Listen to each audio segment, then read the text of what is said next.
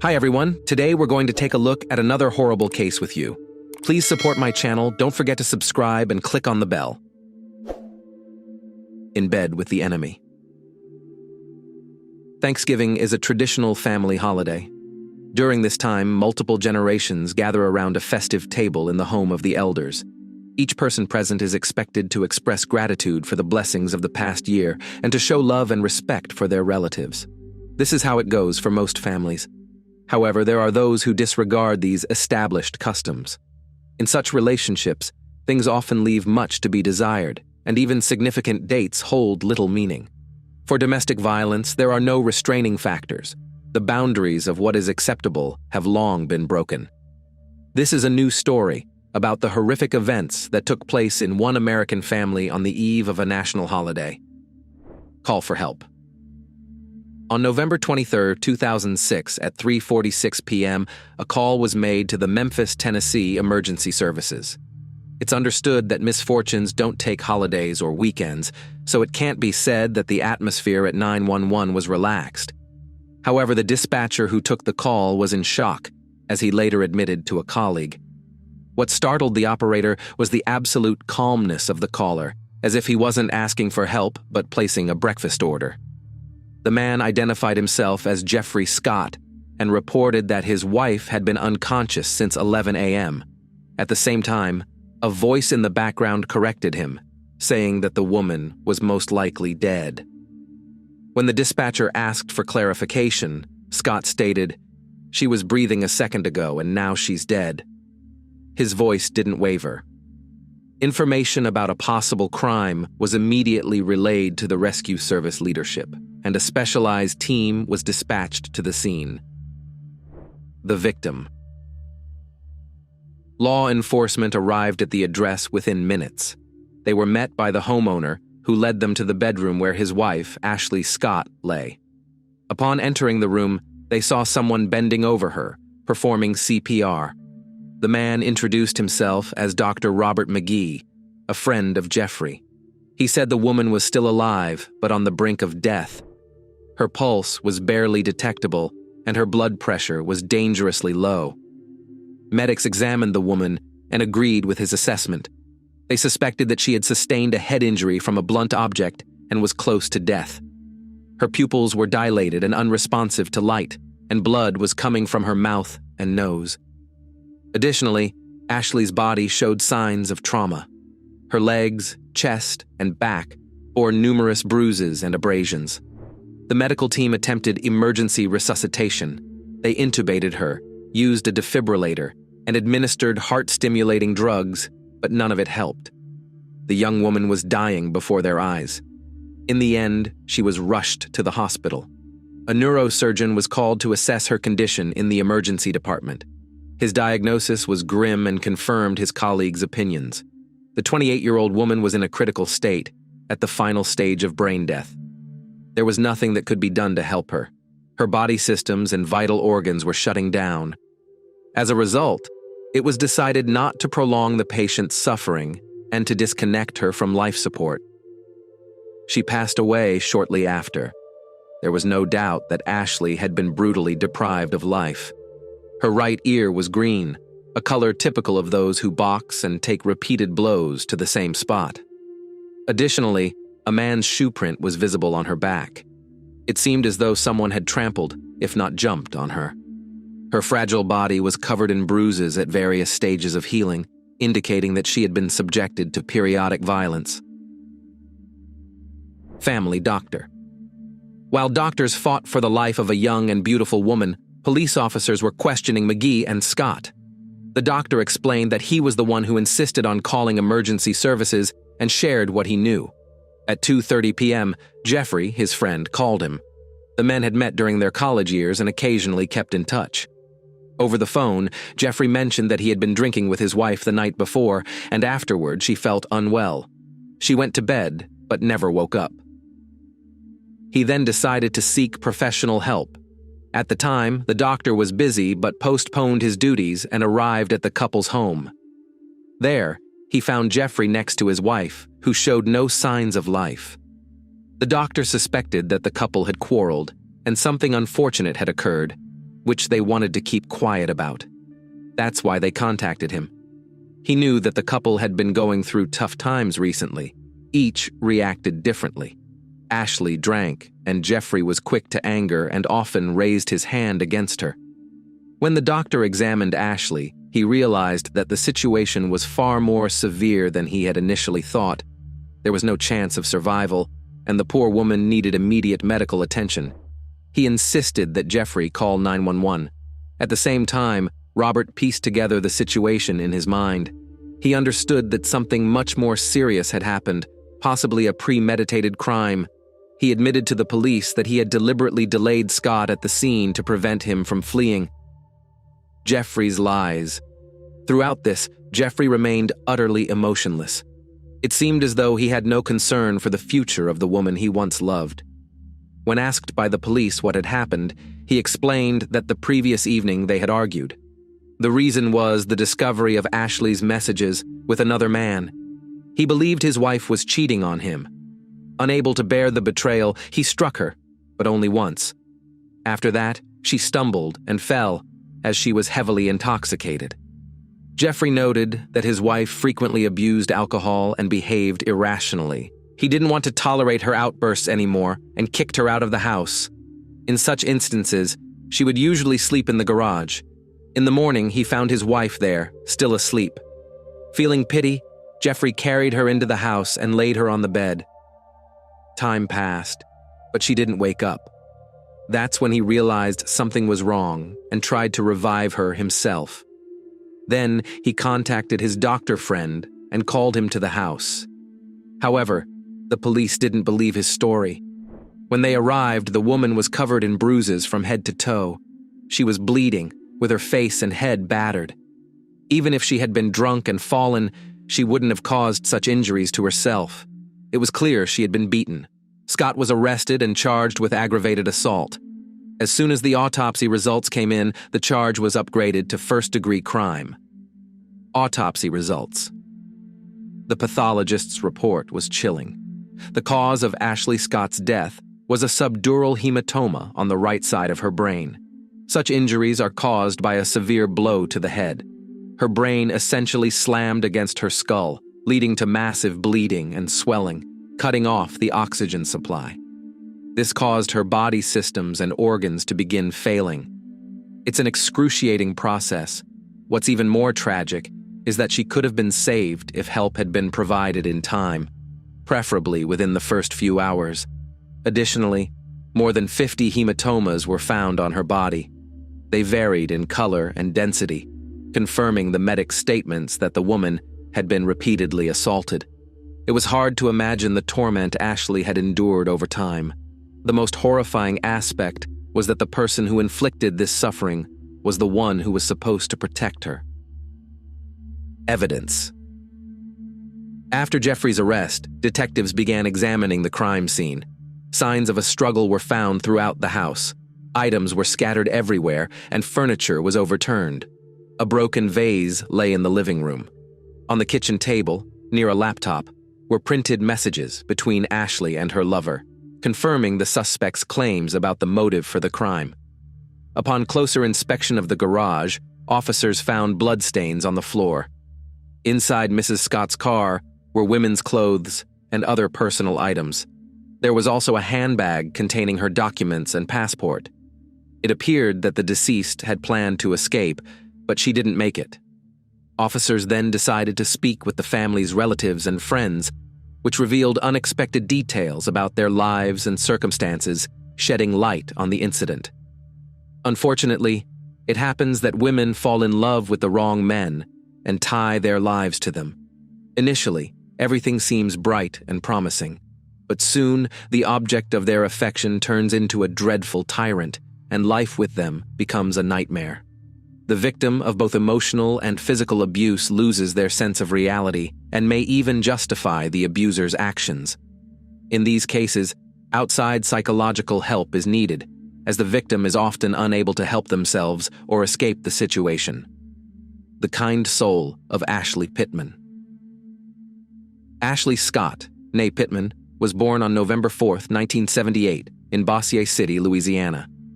Her parents separated while she was still in her mother's womb. However, fate smiled upon Donna, and she met Jimmy Pittman, whom she later married. Jimmy adopted Ashley and loved her from the moment she was born. Notably, Jimmy already had a 5-year-old daughter named Kika. Unfortunately, Jimmy and Donna's marriage didn't last long, and they divorced a few years later. It's important to note that Donna left the family herself and eventually remarried. Ashley chose to stay with her father but continued to see her mother. Despite her parents' divorce, Ashley had a good childhood. She grew up kind and obedient. Everyone around her considered her a true beauty and predicted a bright future for her. In 1996, she graduated from high school and then enrolled at Ouachita Baptist University in Arkansas. It was there that she met her first love. Jeffrey Scott had attended the same school as her and, by a stroke of fate, enrolled at the same university. Jeffrey also noticed the beautiful girl with a radiant smile, and before long, they started dating. The young couple seemed perfect, always together and holding hands. Ashley's friends envied her, believing she had found a reliable partner. Ashley fueled their curiosity by sharing how sweet and kind he was and how lucky she felt to have him. In 2000, Pittman received her long-awaited degree in education. Now, her childhood dream was about to come true. She wanted to become a teacher and dedicate her life to children. Unhappy celebrations. Finally, on June 9, 2001, Ashley and Jeffrey got married. However, things didn't go as they had appeared in her girlhood dreams. Unexpectedly for everyone, a dark side of her chosen one came to light. To be more precise, it became noticeable to others, although the bride herself had known about it but chose to ignore it. A year before the wedding, Ashley sent a letter to her sister, Keika, stating that she could no longer communicate with them, but they should respect her decision. Naturally, her family wasn't invited to the wedding either. Friends of Ashley, who had the fortune to attend the ceremony, were shocked. The overwhelming majority of guests were from the groom's side, while Ashley had a large, close-knit family. This struck them as odd. However, they later understood why. The reason was that her family did not share her views on Jeffrey, and he made no effort to change their minds. Behind the seemingly nice guy lurked something sinister. He frequently spoke ill of her family and behaved inappropriately. He offended those close to her and felt justified in doing so. What was most surprising was her reaction. It was as if Ashley was making excuses for him. During the wedding, Jeffrey once again insulted some of her friends and acted arrogantly. Eventually, when the newlyweds moved to Cordova, a suburb of Memphis, Tennessee, her relationships with many people deteriorated. Those who didn't turn away from her continued to stay in touch, but kept their distance. The dark side of Jeffrey Scott. After the move, the head of the family started working as a computer systems technician at his father's company, while the newly minted Mrs. Scott became an English teacher at a middle school. Everyone spoke highly of her. Ashley was considered beautiful and cheerful, intelligent and sociable. She loved her job and her students. Later, Paul Dooley described his colleague as a skilled specialist and talented educator. She was the main reason to get up in the morning and go to English class, he shared. In court, he admitted that the school was the only place where she felt safe and loved. The educational institution became a refuge where Jeffrey Scott couldn't reach her. Indeed, as time passed, the relationship between the spouses worsened. Ashley's connection with her family nearly broke. She didn't want to discuss it and called the situation her personal choice. Without a doubt, these conclusions were made under the influence of a master manipulator. Her husband was precisely that. In the early years, he completely dominated her and cut her off from outside support. Daily criticisms for every little thing lowered her self-esteem. Scott suppressed his wife in any way he could. During this period, she communicated with only a few people. Among them was her childhood friend, Lori. The girls had been friends since 5th grade and maintained contact into adulthood. Reunion evening. In September 2006, a high school reunion was planned for the school where Ashley studied. She was eager to attend, and despite her husband's reluctance, she went to the event. Those present didn't notice any significant changes in her. However, Lori was concerned. Throughout the evening, Jeffrey constantly called his wife, not allowing her to relax and enjoy herself. He asked whom she was talking to, what she was wearing, what she was eating and drinking, and what she was discussing. In short, he tried to control every minute of her life. That evening, Ashley confessed to Lori the nightmare she was living in and said she couldn't go on like this. She revealed that she was considering divorce and had even contacted a divorce attorney. She also admitted that she knew about her husband's repeated infidelities. She mentioned, for example, an affair with a colleague named Blair Brown, with whom she had once gotten along well. However, she noted that over time, she forgave her acquaintance. Blair had reached out to her to share who Jeffrey really was and how dangerous he could be. It should be noted that this party was the last in the young woman's life. After that, she didn't speak to anyone for several weeks, and new bruises appeared on her body. Lori's testimony. Detectives became interested in the stories shared by Ashley's relatives and friends. Through conversations with them, they gathered a lot of valuable information. Lori also revealed that shortly before Ashley's death, Jeffrey had called her several times to complain about his wife. He claimed that she drank heavily, lost her balance, and often fell, which explained why she was covered in bruises. However, the next morning, Ashley wouldn't remember these events and would blame him. He attributed her growing alcohol dependency to their mutual acquaintance, Blair, claiming that she had corrupted Ashley and turned her against him. He also mentioned that he no longer wanted to have children because he felt disgusted with his wife after everything that had happened. Scott accused his wife of constant infidelity, lying, and alcoholism. However, Lori didn't believe any of this and thought he was trying to justify himself. Eventually, Lori realized that Ashley had become a victim of domestic violence and was in serious trouble. After each of these calls, she would try to call her friend back, but Ashley wouldn't pick up, which was very strange. The last time they saw each other was shortly before the tragic events. The friends went shopping, but Ashley didn't buy anything for herself. She was sad and pensive. Lori tried to talk to her about her marriage, but Ashley said she didn't want to ruin the evening and changed the subject. The only thing she mentioned about the impending divorce was that she was ready to take that step but was very afraid. She knew Jeffrey well and feared his reaction could be completely unpredictable. Blair's testimony. Next, Blair Brown, whose name frequently came up in the Scott family, was called in for questioning. She admitted that she had indeed been Jeffrey's lover in the past. Therefore, she knew firsthand about his uncontrollable fits of rage. It was established that the friendship between the two women was rekindled about 6 months before the crime. Blair felt sympathy for her and provided occasional support. She also admitted that her relationship with Jeffrey was a mistake and apologized repeatedly for it. The women sometimes met and had drinks together.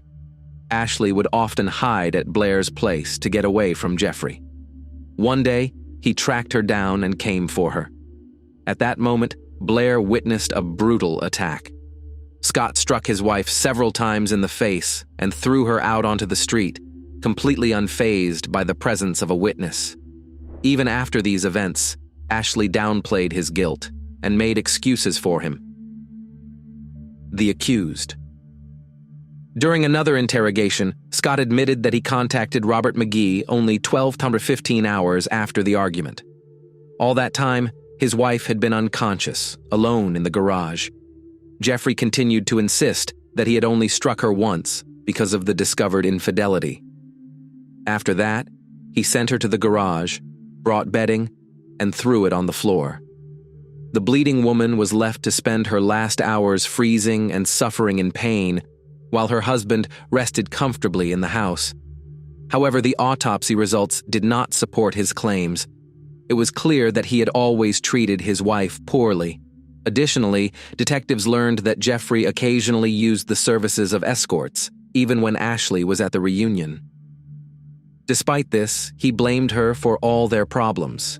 Indeed, shortly before she decided to file for divorce, Ashley met a young man named Michael Lowe, They exchanged messages from October 29th to November 22nd, 2006. He was the one who encouraged her to leave her husband, assuring her that he would support her and had everything ready for her departure. Michael told her that he loved her and wanted to show her a different life.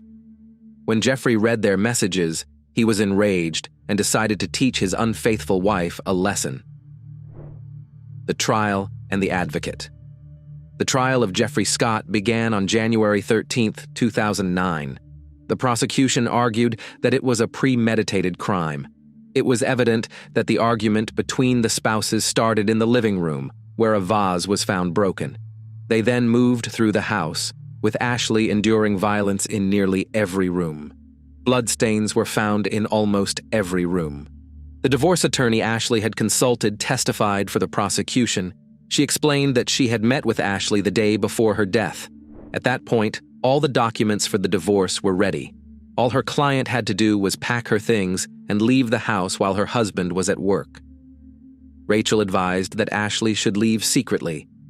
This explains the items and documents found in her car.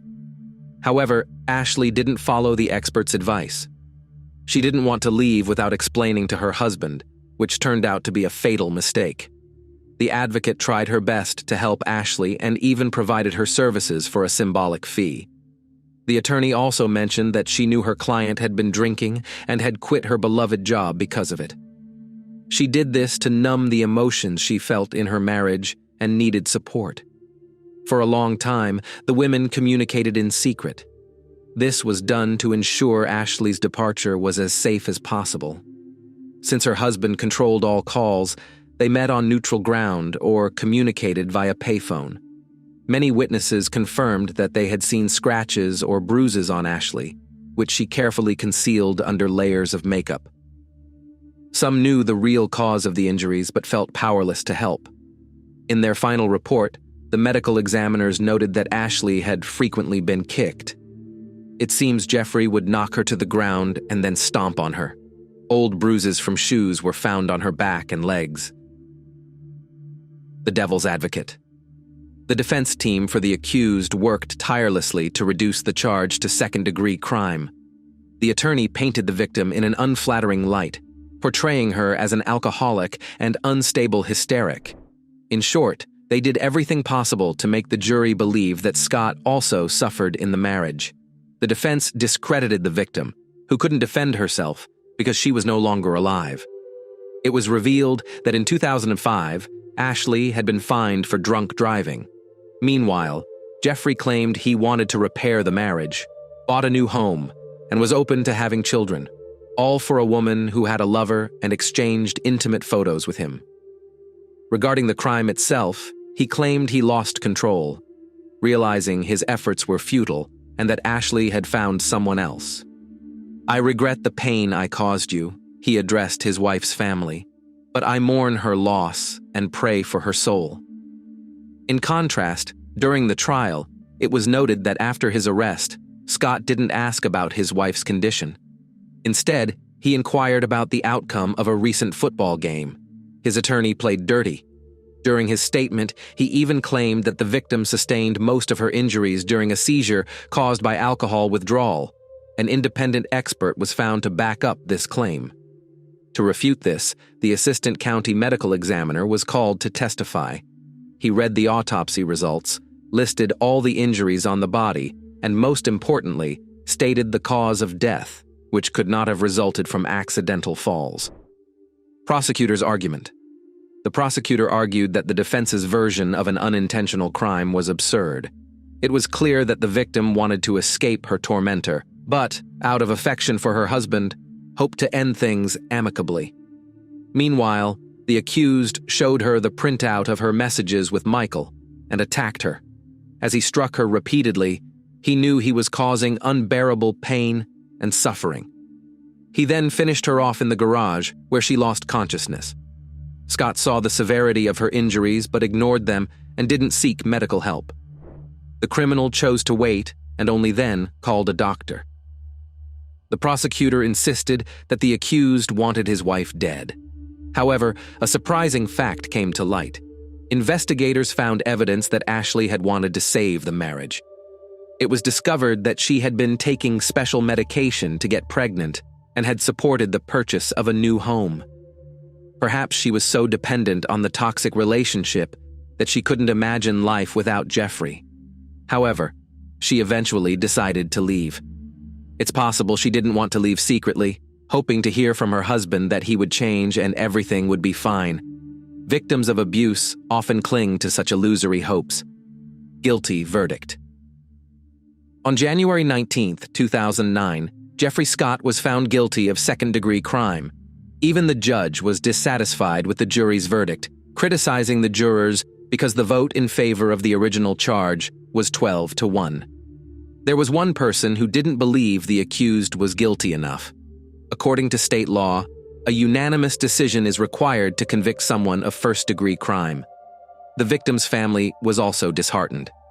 The accused will spend 25 years behind bars without the possibility of parole. Conclusion. Perhaps this punishment isn't enough for someone who tormented a woman for years.